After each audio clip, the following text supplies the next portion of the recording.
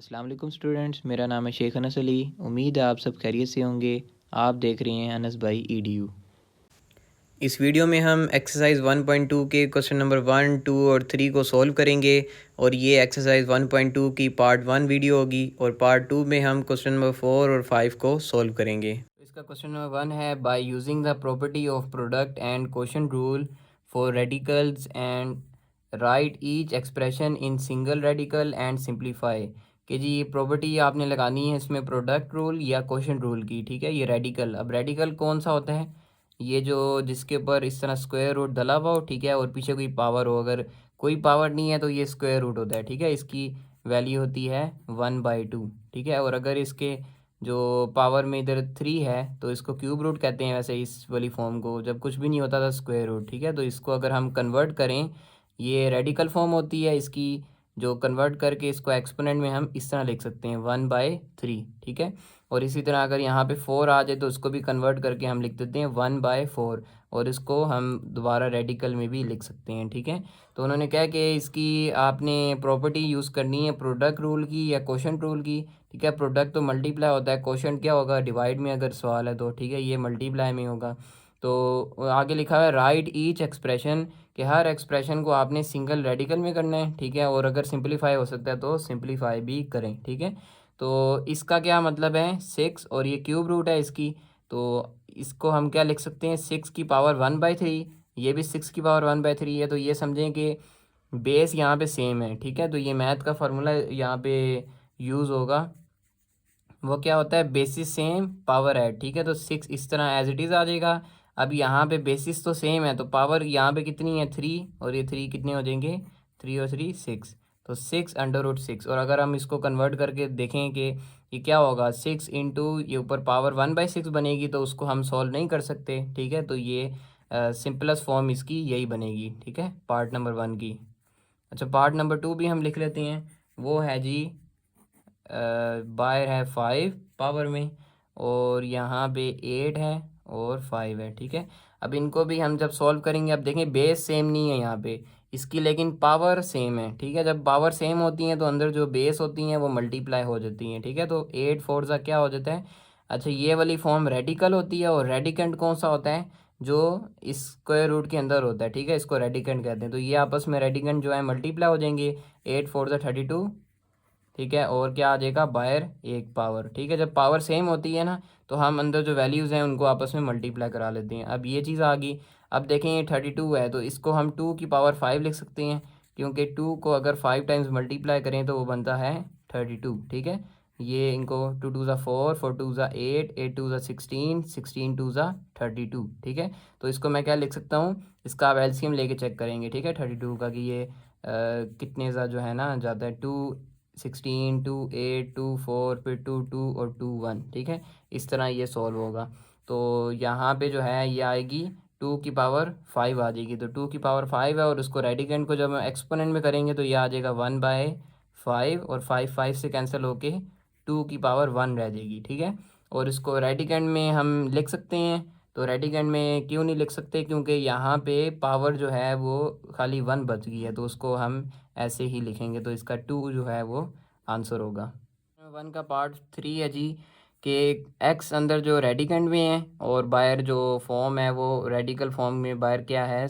Power में 4। ठीक है, इधर भी पावर में 4 है, तो इनकी पावर जो हैं वो इक्वल हैं। ठीक है, बेस यहाँ पे सेम बन रही है, लेकिन उसकी बेस की जो पावर बन रही है ना वो सेम नहीं बन रही। तो मैं इसको लिख दूंगा एक्स की पावर, ये हो जाएगी, देखें ये 1 है। ठीक है, इसको मैं अगर कन्वर्ट कर देता हूँ इसको एक्सपोनेंट में, ये 1/4 बन जाएगी। एक्स की पावर 3 इसको भी कन्वर्ट कर दूंगा 1/4। बेसिस अब यहाँ पे सेम बन रही है, लेकिन पावर यहाँ पे थोड़ी चेंज है। ठीक है, अगर इनको हम फर्दर सॉल्व करें तो ये बन जाएगा एक्स की पावर 1+3। ठीक है, क्योंकि बेसिस सेम तो पावर इनकी ऐड होगी, और ये जो बाहर जो पावर थी वो एज इट इज़ आ जाएगी। तो एक्स की पावर 4 और बाहर आ जाएगा 1/4, 4 4 से कैंसिल, तो एक्स जो है इसका आंसर होगा। इसकी सिंपलेस्ट फॉर्म एक्स होगी। ठीक है, पार्ट 4 कर लेते हैं। वो है √10 और √11 है, और इसके बाद जो पावर है वो आ जाएगी 3, मतलब क्यूब रूट 11 है। ठीक है, पार्ट 4। तो इसको देखें जी, इसको हम सॉल्व कैसे करेंगे कि बेसिक, अगर बेसिक से देखें बेस सेम नहीं है, रेडिकंड जो है वो सेम नहीं है और पावर जो है वो भी सेम नहीं है, तो ये आगे फर्दर सॉल्व नहीं हो सकते, इसको हम एज इट इज़ ही लिखेंगे। तो अब यहाँ पे मैं लिख दूँगा डू नॉट सिंप्लीफाई, ठीक है, ये वाली फॉर्म जो है आगे सॉल्व नहीं हो सकती, ठीक है। पार्ट नंबर 5 इसको देख लेते हैं। ये है जी क्वेश्चन रूल है 7 और x की पावर 5 और यहाँ पे भी 4 है, यहाँ पे भी 4 है, ठीक है। अब देखिए पावर जो है इनकी सेम है, तो हम इसको लिख सकते हैं एक ही पावर में, ठीक है। 4x की ये हो जाएगी जी 7 और x 5, ठीक है। इस एक पावर में भी इसको इस तरह भी लिख सकते हैं, मतलब कि अलग अलग थी ना पावर इनकी 4, तो इसको हमने क्या कर दिया एक ही में। अब देखें ये जो x की पावर 7 है और x की पावर 5 को मैं उस ऊपर ले आऊँगा तो क्या हो जाएगा x की पावर -5, ठीक है। और इसके ऊपर ये जो 4 है वो इस तरह हो जाएगा, ठीक है। अब बेसिस सेम पावर ऐड होती हैं तो x की पावर क्या हो जाएगी 7 - 5, और अगर मैं इसको एक्सपोनेंट में करना चाहूँ तो ये 1/4 लिख सकता हूँ 4 को, तो ये कन्वर्ट होकर क्या आ जाएगा x की पावर 2 और 1/4।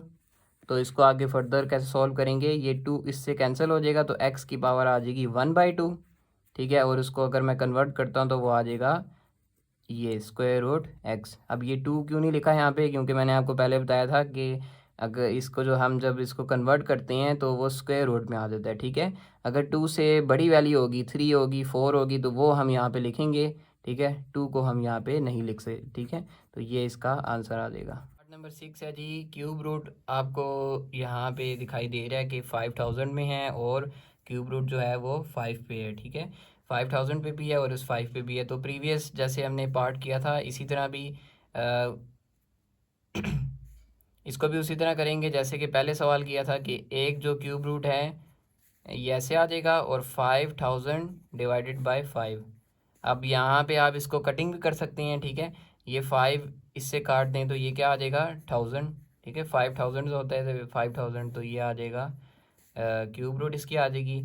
और ये 1000 लिखा हुआ है तो मैं इसको लिख सकता हूँ 10 की पावर 3, ठीक है। और इसको जो है ये मैं क्यूब रूट में ही रहने देता हूँ। अब ये चीज़ इससे कैंसिल हो जाएगी।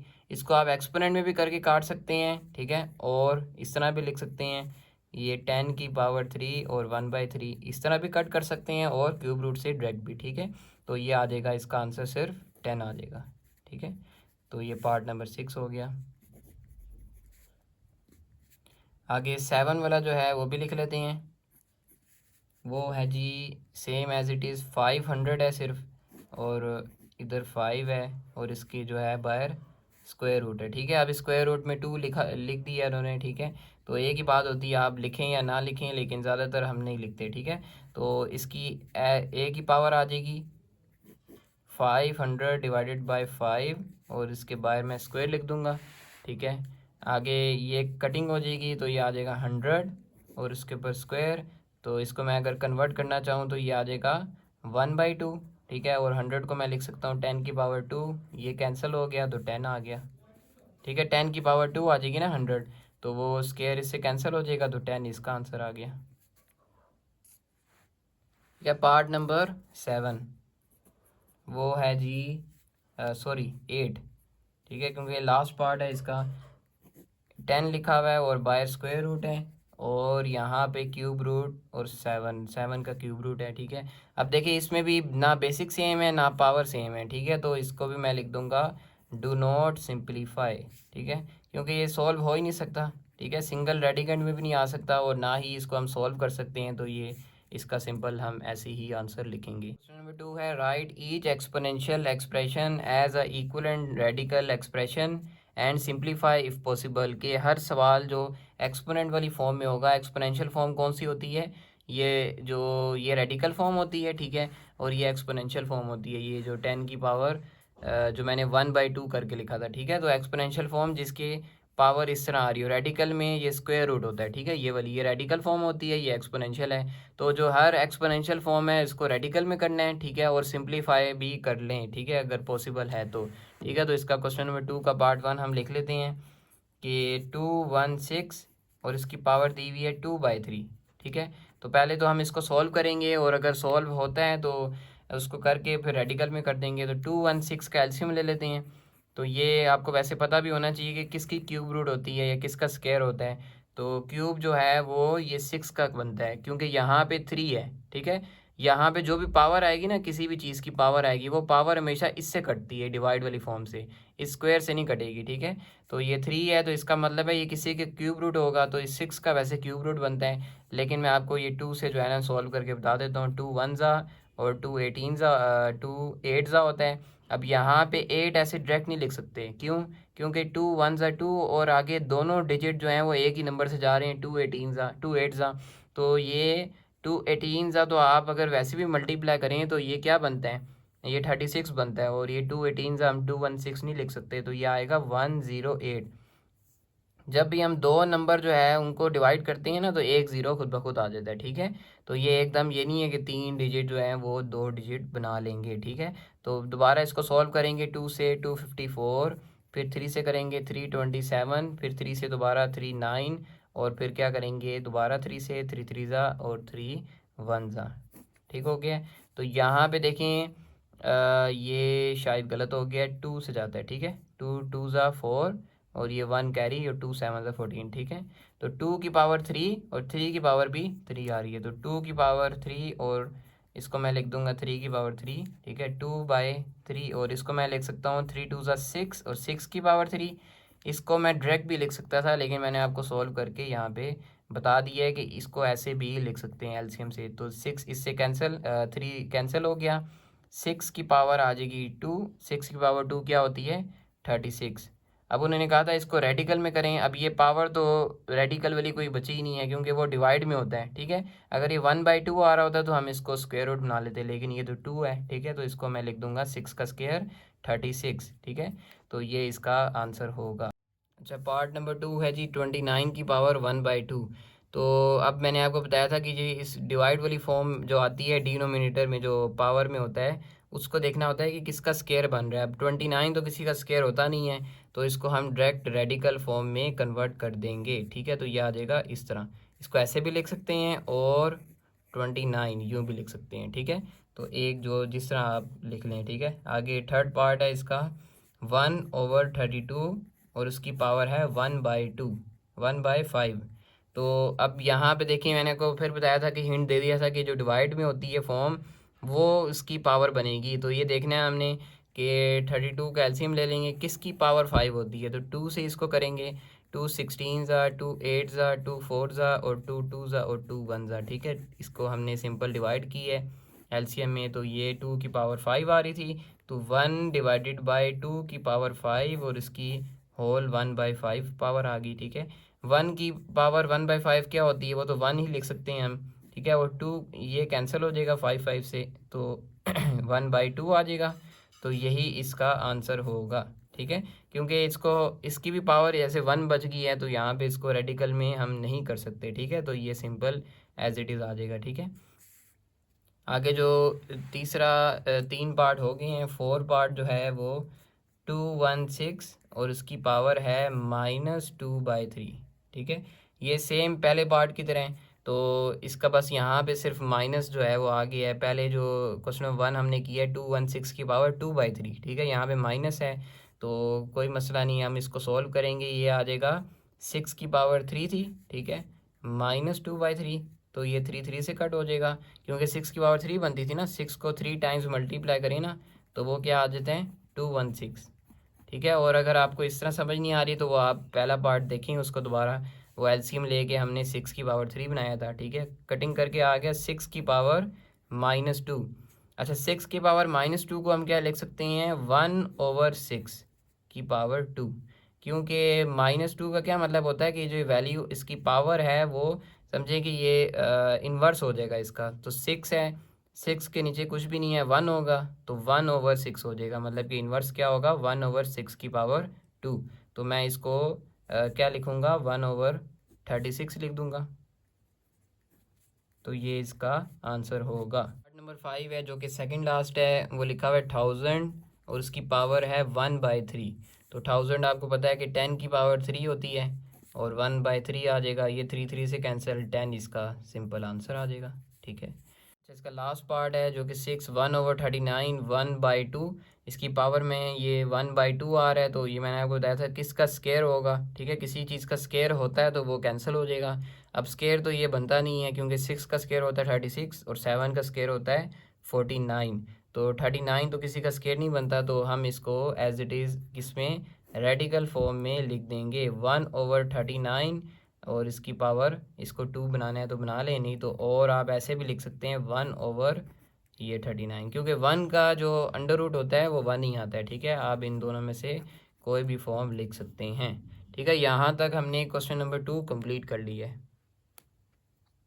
एक्सरसाइज 1.2 का क्वेश्चन नंबर 3 है जी, write each radical expression as an equivalent exponential and simplify if possible, कि जी इनको सॉल्व करें अगर हो सकते हैं और इसको रेडिकल से एक्सपोनेंशियल वाली फॉर्म में करना है। तो ये रेडिकल फॉर्म है। एक्सपोनेंशियल वाली कौन सी होती है कि जो क्यूब रूट है इसका हम इसको कन्वर्ट करके 1/3 बना लेंगे बस, ठीक है।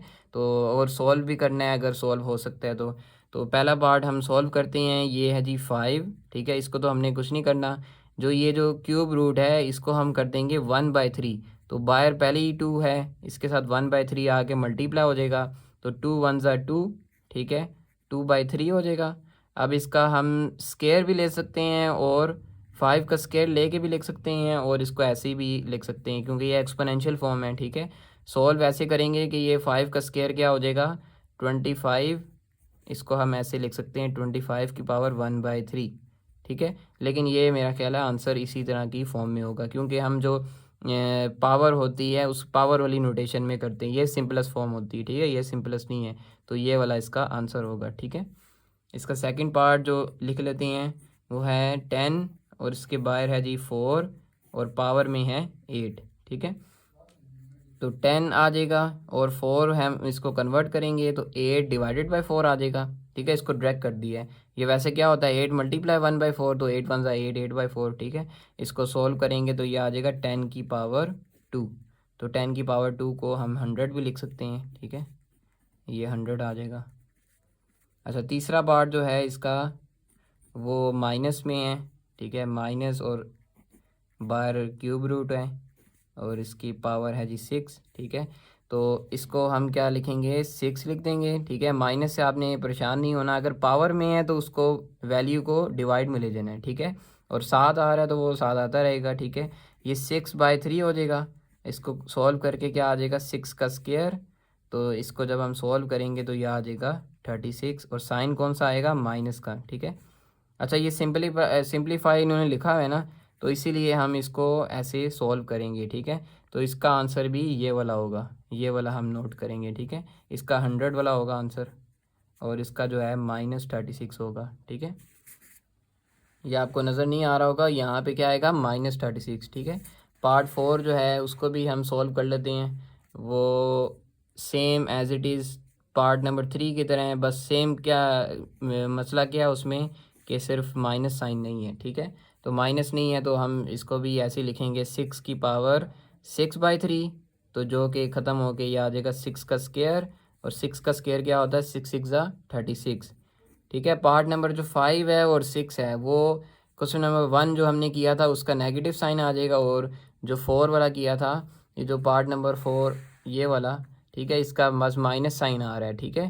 तो ये 5 पार्ट सिर्फ यहाँ पे माइनस आ रहा है, उसका आंसर भी माइनस में होगा। और पार्ट नंबर 2 में अगर हम माइनस लगा दें तो वो 6 पार्ट की तरह बन जाएगा, ठीक है। तो वो आपने दोनों पार्ट आपने खुद करने हैं। अगर आपको कोई सवाल हो तो कमेंट में पूछ सकते हैं। वीडियो अच्छी लगी हो तो वीडियो को लाइक और चैनल को सब्सक्राइब करना मत भूलिएगा। इंशाल्लाह नेक्स्ट वीडियो में मिलते हैं, तब तक के लिए अल्लाह हाफिज़।